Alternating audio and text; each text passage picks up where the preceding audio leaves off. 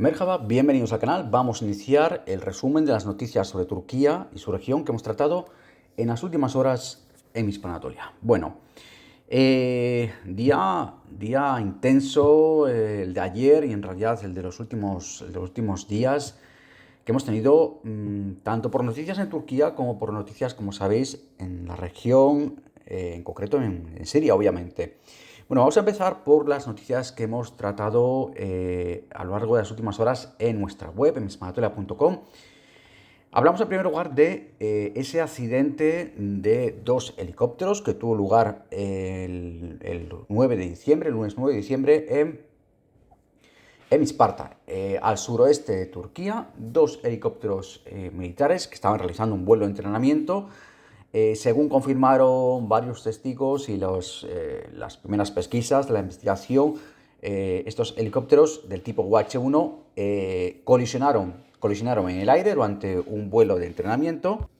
Según los testigos presenciales, en el momento de la colisión comenzaron a salir llamas de ambos aparatos, de ambas aeronaves, y una de ellas consiguió realizar un aterrizaje de emergencia, pero la otra cayó prácticamente de morro, de cabeza contra el suelo, estrellándose contra un descampado, contra unos terrenos libres de viviendas, cerca de una gasolinera, a las afueras de la ciudad de Isparta.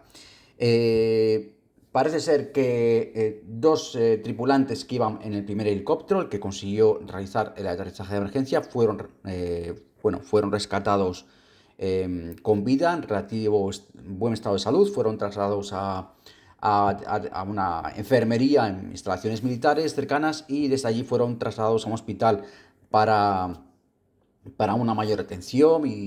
Pero en principio su estado de salud se informó que era bueno y no se teme, por supuesto, por su vida. Sí que, sin embargo, en el segundo helicóptero, el que, como decimos, cayó de cabeza tras la colisión en el aire, con llamas, con un incendio, ese helicóptero sufrió daños catastróficos y la mayoría de sus tripulantes, 5 de sus 6 tripulantes, murieron en el acto, incluyendo entre ellos el comandante de la Escuela de Aviación Terrestre de Isparta, que participaba en estas maniobras, el general de brigada Isa Baidili. Otro sexto tripulante, un teniente, en principio parece ser que pudo ser rescatado con vida de los restos del helicóptero, obviamente en estado muy grave, pero finalmente fue trasladado al hospital y acabó falleciendo en el hospital pese a los esfuerzos de los médicos. Se desconoce por ahora por qué se produjo este accidente, esta colisión en el aire, quizás por algún error de los pilotos. Repetimos que se trataba de un vuelo de entrenamiento, pero como decimos, dejó 6 fallecidos en la provincia de Isparta. Otra noticia que tratamos también en las últimas horas en hispanatolia.com, una noticia un tanto curiosa. Hablamos de la detención de un turista. En principio se informó por parte de los medios de comunicación en Turquía que era un turista español. No se dio a conocer su identidad, no se reveló su nombre, pero como decimos, fueron varios los medios que se hicieron eco de esta noticia. Tenéis, por supuesto, toda la información en nuestra web, en mismanatolia.com. Concretamente se hicieron eco muchos medios en Turquía a partir de las informaciones divulgadas por el canal Ekol TV, canal turco. Según estas informaciones, el suceso se produjo en un restaurante sin determinar en el distrito de Fatih, en el centro histórico de Estambul. Allí una pareja se encontraba sentada en una mesa en el interior de este restaurante cuando se inició una discusión entre la pareja y, de acuerdo al testimonio de los presentes, el hombre se puso en ese momento agresivo, tomó un cuchillo de la mesa y comenzó a amenazar a su pareja, llegando a ponerle el cuchillo en el cuello y amenazando, por supuesto, con clavárselo en el cuello. Este hombre está muy alterado. Se ve además en el vídeo que tenéis en la noticia como está muy alterado, hablando muy rápido. Sí que es verdad que a partir de- de lo que se oye en el vídeo se ve que no habla español, por lo tanto se ha especulado con que podría tratarse de una persona con nacionalidad española, pero que tuviese un origen magrebí. En cualquier caso, ya decimos que los medios de comunicación en Turquía lo señalaron como un turista español, como una persona española a partir, entendemos, de las pesquisas policiales, con lo cual deducimos que tendría por lo menos nacionalidad española a partir de su documentación o de su pasaporte. Bueno, como decimos, este individuo de 23 años de edad comenzó a amenazar a su novia con el cuchillo. Inmediatamente los testigos que estaban en el restaurante, los propietarios del restaurante, avisaron a las fuerzas de seguridad, avisaron a la policía y se presentaron en el local. Repetimos todo esto en el vídeo que acompaña a la noticia que hemos publicado en nuestra web. Se presentaron en ese restaurante varios hombres armados, varios efectivos de la policía, incluyendo también un negociador y un traductor, y agentes de las fuerzas especiales fuertemente armados, con casco, chalecos, fusiles, en fin. Hubo una breve negociación entre este hombre, ya decimos muy alterado, mientras mantenía el cuchillo sobre el cuello de su novia. Hubo una breve negociación y con la ayuda de un traductor el sujeto acabó rindiéndose. Además también quedó bastante impresionado, obviamente por el fuerte despliegue de seguridad. Fue trasladado, fue detenido, fue trasladado inmovilizado en un vehículo policial a comisaría y allí prestó declaración. ¿Qué dijo este hombre? Bueno, la declaración fue un tanto surrealista. Lo que vino a decir, según ha trascendido a los medios de comunicación en Turquía, este supuesto turista español, repetimos que no tenemos más información sobre su identidad, es que sufrió una alucinación, algún tipo de alucinación, debido a que no había tomado su medicación, dijo en su declaración policial, que no había tomado la medicación que tiene prescrita para un desorden mental que padece. En el momento de elaborar esta noticia, el hombre seguía siendo interrogado, seguía siendo sometido a trámites en la comisaría. La novia del detenido, por su parte, la que fue sujeta la que fue tomada brevemente como rehén en este restaurante del centro de Estambul, la novia de este sujeto, de la que desconocemos también su nacionalidad, podría ser también española, lo desconocemos. Fue trasladada también a dependencias policiales para prestar declaración, pero no quiso presentar ninguna denuncia. No quiso presentar denuncia contra su pareja. Por lo que se informó también a través de la prensa turca, este incidente, este breve secuestro, esta breve toma de rehenes, digamos, que tuvo este sujeto con su novia, podría haberse desatado a raíz de una discusión que tuvo la pareja en ese restaurante, debido a, según las informaciones que han trascendido, debido a un hijo que el sospechoso, el detenido, tendría con otra mujer. Bueno, esto es lo que sabemos hasta ahora de esta noticia. Si tenemos más novedades, la publicaremos, pero una noticia sin duda, bueno, con cierto toque curioso por las circunstancias que rodean al incidente. Obviamente un incidente también peligroso, que desató, bueno, ciertos temores entre quienes lo presenciaron, sobre todo entre los propietarios y los clientes del restaurante, pero que tuvo, entre comillas, un final feliz. Y hablar también de, por supuesto, de todo lo que está ocurriendo y que ha ocurrido en los últimos días en Siria. Hemos publicado a última hora de ayer una amplia noticia con muchísima información sobre bueno, todo lo que está pasando y lo que ha pasado en los últimos días en Siria, además de toda la información que tenéis en nuestra web, en otros contenidos, en otras noticias y por supuesto de todo lo que hemos publicado en los últimos días a través de este podcast, que ha sido mucho, que tenéis varios especiales que les podéis echar un vistazo hablando sobre todo lo que ha ocurrido en Siria en los últimos días. Bueno, Lo que publicamos en las últimas horas con respecto a este asunto, con respecto a lo que ha ocurrido tras la caída de Assad en nuestra web, en mismatoria.com, es como decimos una amplia noticia en la que mencionamos, entre otras cosas, unas declaraciones hechas el domingo, a última hora del domingo, por el ministro de Exteriores turco Hakan Fidan, hablando en una conferencia de embajadores turcos celebrada en Ankara, hablando de lo último que ha acontecido en Turquía. Explicaba el ministro de Exteriores turco que, en primer lugar, ha insistido en que Turquía ni ha estado implicada ni ha apoyado la ofensiva rebelde lanzada desde Idlib, desde el norte, encabezada por Hayat Tahrir al-Sham, entre otras facciones, pero esta era la principal, y que, como sabéis, tomó Alepo, Hama y Homs. Homs ya en la noche final, en la noche ya misma de caída del régimen sirio.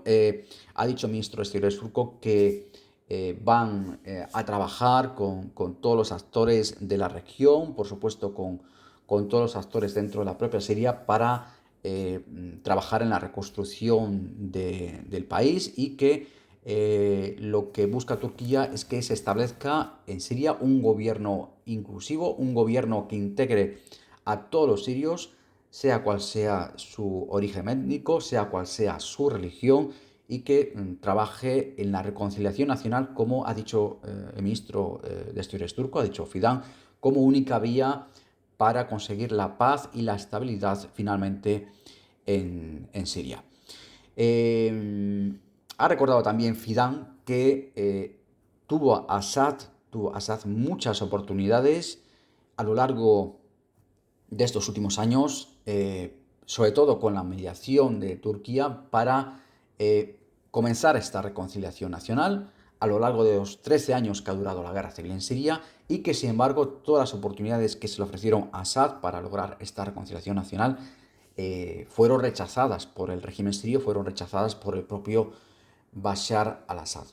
Ha dicho Fidan, ha dicho el canciller turco, que ahora comienza una nueva era en Siria, que tiene que ser una Siria donde haya lugar para todos los grupos étnicos y todos los grupos religiosos, incluyendo, por supuesto, alawitas, cristianos, chiíes, drusos, y que el trabajo de Turquía va a seguir, la labor de Turquía va a ser continuar trabajando para que también no solo haya una reconstrucción nacional en Siria y una Siria estable y en paz, sino también para lograr el retorno seguro y voluntario de los sirios que viven en Turquía. Además, dijo también Hakan Fidan, el canciller turco, que otro objetivo de Turquía es evitar que grupos terroristas como el Daesh o como el PKK o YPG, que es la filial de PKK en Siria, se aprovechen de la situación tras la caída del régimen, de la situación de caos, de desorden, de falta de control, para ganar territorio. Bueno, ¿qué hemos sabido en las últimas horas? Bueno, mucho de lo que hemos sabido ya os lo contamos en el episodio que hicimos ayer, en el anterior episodio de este podcast, precisamente sobre la caída de Bashar al-Assad, sobre el fin del régimen sirio. Se está rumoreando, sabemos que Bashar al-Assad está en Rusia, ha huido a Rusia. Rusia le ha concedido asilo político, ha dicho curiosamente, por razones humanitarias, por consideraciones humanitarias, ha dicho el Kremlin. Se está especulando en las últimas horas, ya de este martes, se está especulando con que Assad podría haber huido a Rusia con 135.000 millones de dólares robados de Siria. Tenéis muchísima información en nuestros perfiles, en las redes sociales. Realmente sería imposible hablar de todo lo que hemos publicado en los últimos días, porque han sido decenas y decenas de mapas, imágenes, vídeos, noticias que tenéis en nuestros perfiles, como siempre en la red social X, en Blue Sky, hablando sobre todo lo acontecido en Siria y todo lo que ha rodeado Siria. Pero sí que Bueno, volvemos a abordar en la noticia que abordamos en nuestra web, hispanatoria.com, la noticia que publicamos en las últimas horas sobre este tema. Volvimos a abordar un poco lo que tratamos en parte en los episodios anteriores de este podcast, hablando un poco pues en detalle de cómo fueron las últimas horas de Assad, cómo se produjo la caída de Damasco, cómo se produjo la huida de Bashar al-Assad, cómo el propio Assad intentó negociar, ya viendo su caída, viendo sus horas finales, con Homs tomado, con Damasco a punto de ser tomado.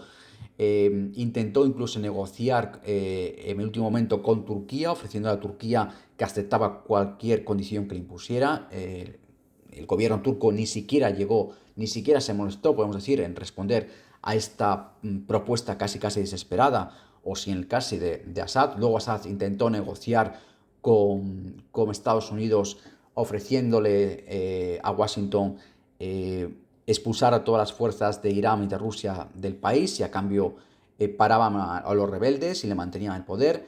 Trump también descartó esta situación, insistiendo en que Estados Unidos no quería seguir participando en el conflicto en Siria. Por parte de Biden, al que le queda poco más de un mes en la Casa Blanca, pues no hubo ninguna respuesta.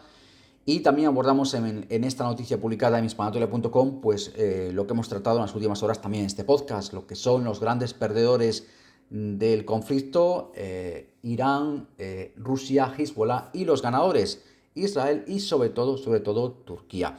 De hecho, como hemos tratado en esta noticia, más en profundidad incluso que en anteriores podcasts, está el tema de cómo va a influir la marcha, el regreso paulatino que ya se está produciendo de los refugiados sirios que viven en Turquía. Recordemos que en Turquía se estima que unos 3,6 millones de refugiados. En una primera fase podrían regresar en los próximos meses unos 2 millones de refugiados sirios. Ahora mismo hay largas colas en la frontera entre Turquía y Siria, en provincias como Hatay, Gaziantep, de miles y miles de sirios que están queriendo regresar a Siria, incluyendo a ciudades como Alepo. Y se está especulando mucho en los últimos días, en las últimas horas en Turquía, se está hablando mucho de cómo va a ser este regreso de los sirios que hasta ahora vivían en Turquía. Se cree que muchos de ellos podrían regresar.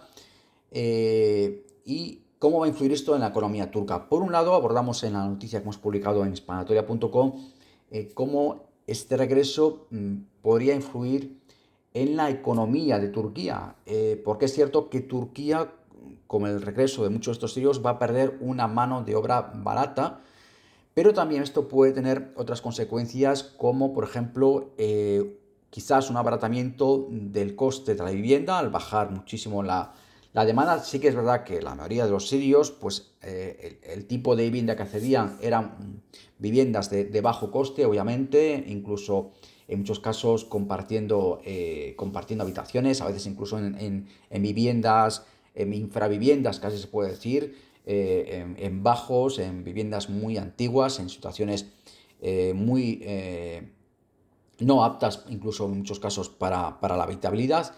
Pero sí que, por ejemplo, cuando nos hemos referido en los últimos meses en hispanatoria.com, hemos abordado, por ejemplo, todo el problema que hay con el alquiler de las viviendas en ciudades como Estambul, no solo en Estambul, en otras grandes ciudades, debido a la altísima demanda, y cómo se estaba incluso llegando a alquilar infraviviendas a precios absolutamente exorbitados. Es muy posible que esta marcha de los sirios obviamente baje muchísimo esa demanda de viviendas y abarate el coste de los alquileres en Turquía.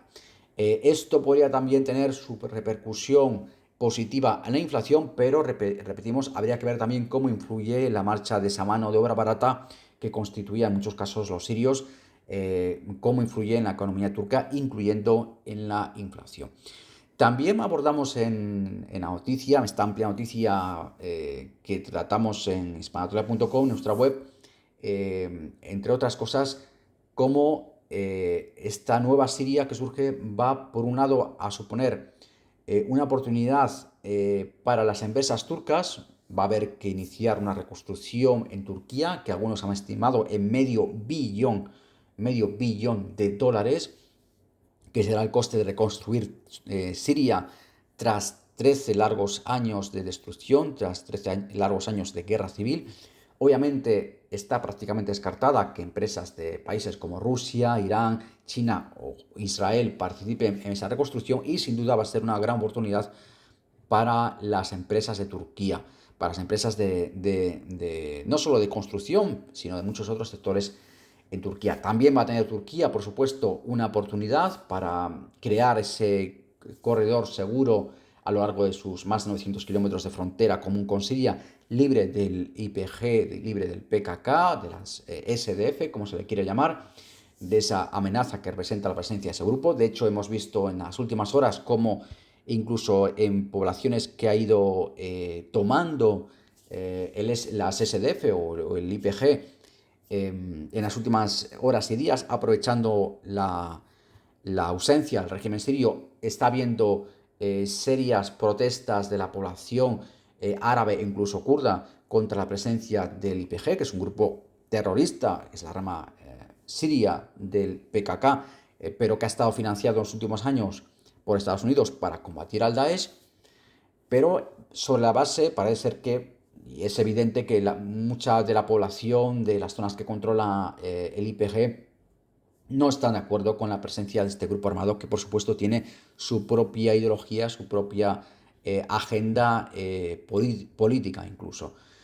Queda por ver también qué pasa con el HTS. Es muy interesante, os la recomendamos ver si tenéis oportunidad, la entrevista reciente que concedió al Yolani a la CNN estadounidense, una entrevista en la que se preguntan por muchas de estas cuestiones que ahora mismo preocupan en Occidente. Pues ¿es realmente al-Yolani el mismo de hace 20 o 30 años, cuando era líder de Al-Qaeda, cuando tenía una ideología muchísimo más radical? Él asegura que no.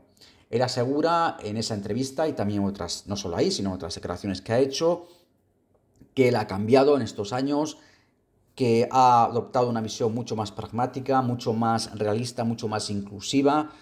Sus declaraciones son, en este sentido, netas, claras, diciendo que cuando se pregunta, bueno, pero usted dirigió a Al-Qaeda, tenía esta ideología, era una persona muy radical, buscaba implementar la Sharia, una visión. Él ahora lo que dice es que aquello quedó atrás, que ha evolucionado, que ha cambiado, que tiene una visión mucho más pragmática, que hay que adaptarse a los nuevos tiempos. Este es el discurso que mantiene al-Yolani. No sabemos si, obviamente, no podemos estar dentro de su cabeza, no podemos saber si es real o no, pero desde nuestro punto de vista, como hemos repetido en los últimos en los últimos episodios de este podcast, nosotros creemos que podría ser esa la tendencia que tiene no solo al-Yolani, sino muchos otros grupos radicales en Siria. Sobre todo, es importante obviamente hablar de al-Yolani porque al fin y al cabo es el que dirige Hayat Tahrir al-Sham, que es este grupo que ha encabezado la ofensiva contra el régimen sirio, contra el régimen de Bashar al-Assad, que ha conducido a su derrocamiento. No ha sido el único, por supuesto, ni mucho menos, pero ahora mismo es el más fuerte. Y recordemos también que el nuevo primer ministro designado recientemente, en las últimas horas, en Siria, el ingeniero y político Mohammed al-Bashir, es precisamente quien estaba al frente del llamado Gobierno de Salvación Nacional que gobernaba en los últimos años en Idlib, respaldado por el HTS.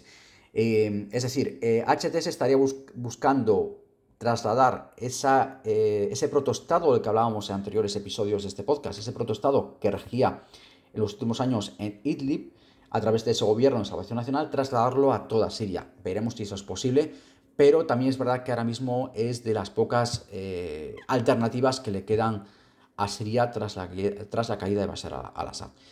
Por tanto, la incógnita que también abordamos en esta noticia en hispanoteoría.com es esa. ¿Qué va a ocurrir con HTS? ¿Va a ser realmente, como está diciendo Yolani, un grupo que ayude en esa transición y que incluso pueda, llegado el momento, disolverse? Realmente es cierto que, como dice Ayolani, que obviamente no se puede, que, vamos a ver, lo que mantiene es que su ideología era una hace 20 años, pero que ahora él no es la misma persona, ni tiene las mismas ideas y que ha visto bueno, que tiene que buscar adaptarse, integrar a todos los elementos de la sociedad y tener una visión mucho más pragmática, mucho más inclusiva, ha dicho. Este es el discurso que mantiene. ¿Es real? ¿No real? Repetimos, no lo podemos saber. Es cierto, obviamente, considerando todos los factores, que Ayolani, aunque solo sea por pragmatismo, como él dice, por ver la realidad de la situación, muy radical, o por muy radical que fuese hace 20 años, no podría ahora mismo implementar esa idea en Siria. Primero, porque los propios sirios se le echarían encima, es decir, ahí sí que habría un riesgo de otra guerra civil en Siria. Y segundo, porque tenemos una Siria que necesita ser reconstruida desde las bases, prácticamente desde los escombros. Como está el país, 3 de cada 4 sirios están bajo el umbral de la pobreza. Así estaban bajo el régimen de Assad tras la guerra civil, pese a estos últimos años de paz. Y el país necesita ayuda internacional, necesita abrirse, necesita la cooperación internacional, alianzas con otros socios que no sean Irán, que no sean Rusia, que no sea Hezbollah. Necesita desprenderse de todo ese pasado, buscar nuevas alianzas, nuevos vínculos, dejar que el dinero, que las inversiones lleguen al país, reconstruir el país y empezar de cero o de menos de cero, casi se puede decir, tal como está el país. Por tanto, solo por pragmatismo, por puro pragmatismo, el país no puede permitirse ahora, no puede permitirse que llegase un gobierno, por muy islamista que sea, que llegase un gobierno radical al estilo talibán en Afganistán, digamos. Y bueno, esto de hecho lo vieron también los talibanes en Afganistán tras su última toma del poder. Es decir, no puede llegar un gobierno ahora en Siria que decida, bueno, vamos a implantar aquí la Sharia, vamos a reprimir a las minorías, vamos a reprimir a la población que no esté de acuerdo con nosotros, vamos a implementar aquí un régimen dictatorial o semidictatorial a lo Assad, que imponga nuestra agenda islámica radical, vamos a implementar aquí nuestras ideas, nuestra ideología y nos vamos a aislar del mundo, porque eso es a lo que llevaría esta decisión. Siria necesita aliados, necesita amigos, obviamente no los va a encontrar en Irán, no los va a encontrar en Rusia y solo los puede encontrar ahora mismo en Occidente, que es donde estarían las inversiones. Quizás, muy posiblemente también en muchos países árabes o en algún país árabe aliado, pero sobre todo tiene que encontrarlo en Turquía. Y esto lo abordamos también en análisis que hacemos en nuestra web, en hispanoteca.com. No es una noticia, es prácticamente casi un reportaje, un análisis, porque son muchos los aspectos que abordamos en esta noticia sobre lo que ha ocurrido en Siria.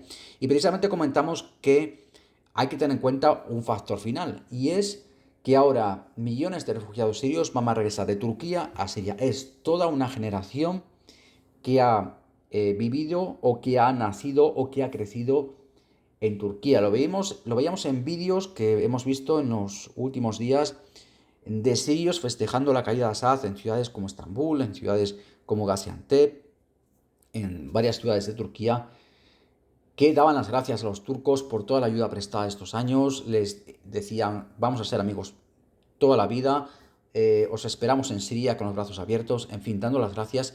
Son personas que hablan turco, son personas que durante una década o más han vivido en Turquía, que han palpado esa cultura y esa política de Turquía y esa vida en Turquía. Como decimos, que muchos de ellos hablan turco, hablan además fluidamente turco, y que ahora regresan a Siria. Y toda esa generación que ha vivido, nacido o incluso crecido en Turquía, muchos de ellos jóvenes que han pasado toda su niñez y adolescencia en Turquía y que ahora van a regresar a Siria, van a tener unos lazos muy fuertes con Turquía que no se van a poder romper o que va a ser muy, muy, muy difícil romper. Y eso es algo muy positivo. Es muy positivo para ambos países porque toda esa generación que ahora regresa a Siria va a influir muchísimo, no solo en la reconstrucción del país, no solo en la transición, sino en los futuros lazos que mantengan ambos países. Por tanto, Eso es muy positivo para ambos países y sobre todo para Siria, porque pase lo que pase con Siria, incluso aunque Al-Yolani ahora decidiera o el HTS ahora decidiera, bueno, vamos a crear aquí una Sharia, que nosotros creemos, lo hemos dicho en anteriores episodios del podcast, que eso no va a ser así, ni siquiera es posible que sea así, tal como está la situación, lo que vamos a explicar, pero aunque decidiera eso Al-Yolani o HTS o cualquier otro grupo armado en Siria, la influencia de Turquía, la influencia de Turquía, más con toda esa masa de población que ahora regresa a Siria, es y va a ser tan fuerte que es prácticamente imposible que Siria vuelva, digamos, a ese pasado dictatorial o que vayamos a una Siria radicalizada o una Siria aislada internacionalmente. Turquía no permitiría eso y toda la gente, todos los sirios que ahora regresan desde Turquía, después de haber pasado años y años en Turquía, no van a permitir eso.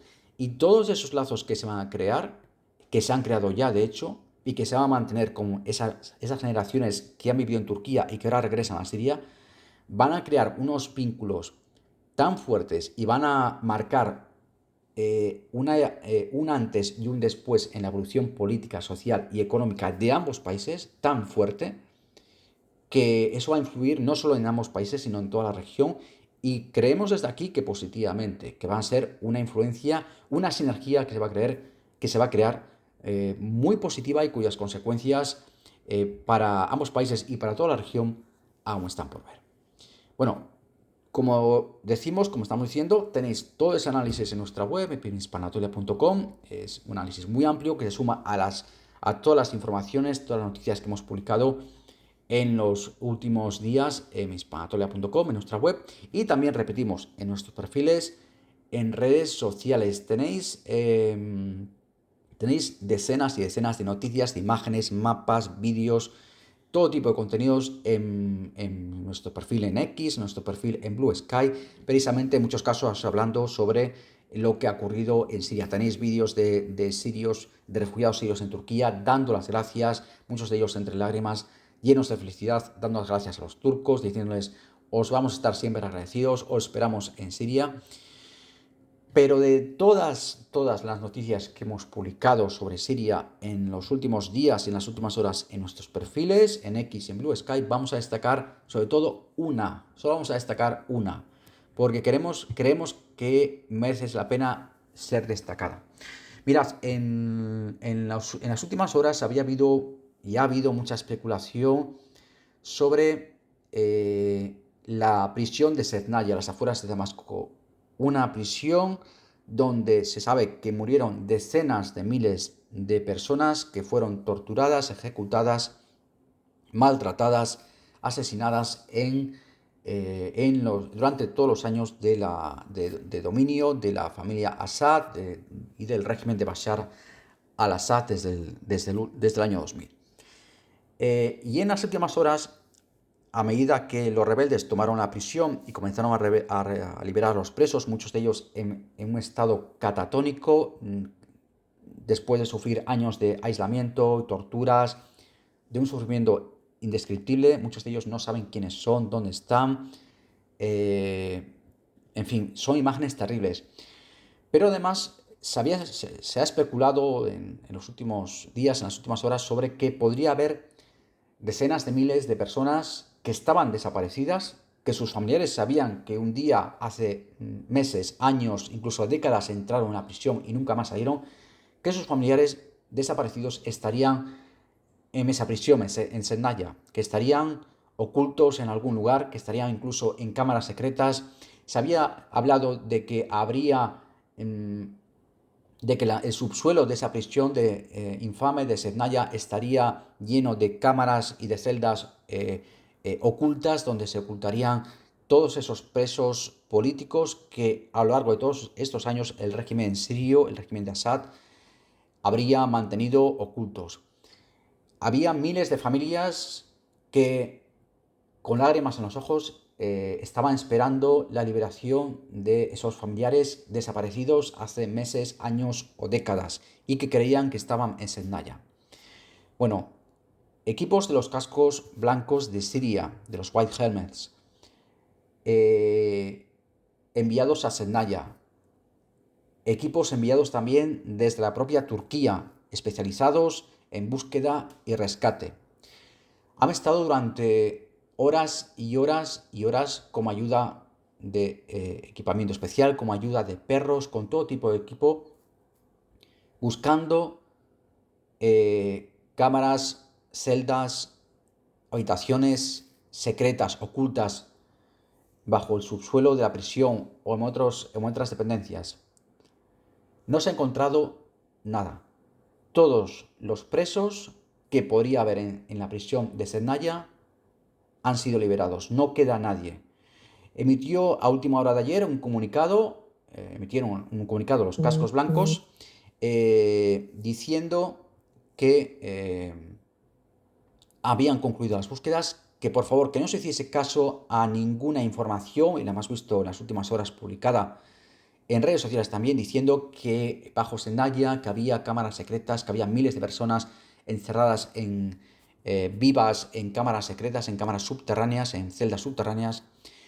Los cascos blancos, tras esta operación de búsqueda y rescate, han emitido en las últimas horas un comunicado diciendo que no hay nada de esto, que por favor no se toma en consideración estas noticias, que la búsqueda ha concluido y que desgraciadamente, ¿qué es lo que se ha encontrado? Pues lo que se ha encontrado en Sednaya se han encontrado estancias, habitaciones, pero no llenas de presos que llevaban allí meses, años o décadas. Se han encontrado miles de restos de ropa, de zapatos, de camisetas, esqueletos, cuerpos semidisueltos con ácido. Eso es lo que se ha encontrado, los equipos que han ido a buscar a esas personas que miles de familiares sirios pensaban que ya estaban ocultas en las cámaras, en las celdas de la prisión de Sednaya. Lo que se ha encontrado, los equipos, tenéis las imágenes en nuestros perfiles, en la red social X, en Blue Sky, y cuesta hablar de esto porque son imágenes que recuerdan a Auschwitz, que recuerdan a los campos de concentración nazis. Es el horror, es el terror de la dictadura de Assad, es el terror del régimen sangriento de Bashar al-Assad. Imágenes que ponen los pelos de punta de miles y miles y miles. No hemos publicado obviamente las más escabrosas, pero sí algunas que muestran zapatos, miles de prendas, miles de pantalones, chaquetas, camisas, que pertenecían a gente y que fueron almacenados, como vimos tras la Segunda Guerra Mundial, tras descubrirse los campos de concentración nazis, tras el Holocausto, miles de restos en la prisión de Sednaya de ropa que un día llevaron personas que fueron torturadas salvajemente, con torturas indescriptibles y finalmente ejecutadas por el régimen de Bashar al-Assad.